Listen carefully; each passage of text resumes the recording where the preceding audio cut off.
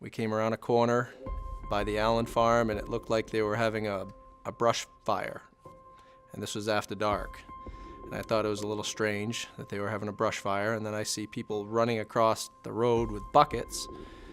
So I figured their brush fire must have got out of control. But as I got closer, I could start to see that behind the big tree, there was actually a vehicle. So we jumped out of the car, and there was already 4 people bringing water buckets and dumping it on the fire. Without them putting out the fire, it would have been a whole different story. I had to run around the vehicle, and the door was, it had hit on her side, on the driver's side, and the door was pulled out at the top, so I couldn't get the woman out of the car, so I grabbed onto the door frame, and I was yanking down on it to bend it down about level, and then I was able to reach in, and I started to pull her out.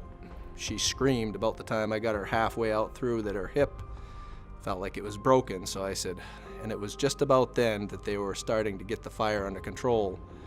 I could see when the flames went down when they put the last bucket of water on it, and then they, kept cooling it off after that as well. But at some point, I ripped the center console out of her vehicle to try to get to see where she was jammed. It was hot in the vehicle. Our 12-year-old at the time went and got a towel so she could breathe through it, because I didn't want her breathing all the plastic smoke. We tried with the pry bar for a while, but there was so much compaction on that side that it was nearly impossible. I climbed into the back seat, and I was going to try to get the seat to flip down, but they were electric seats, and all the electrics were gone. She was getting pretty irritated with me, actually. I continually said, "What's your name? What's your full name? What's your middle name?"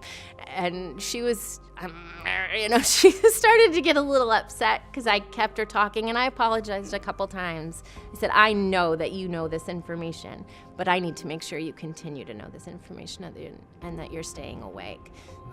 It was pretty intense, and my adrenaline was pumping pretty hard. I was thinking at the time, I'm like, I don't know this woman from anyone, but she's somebody's daughter. She's somebody's mom. She's likely, she's got people who love her, and we need to get her out of this. That was... And then the paramedics came, and they used the jaws of life to get her out, so.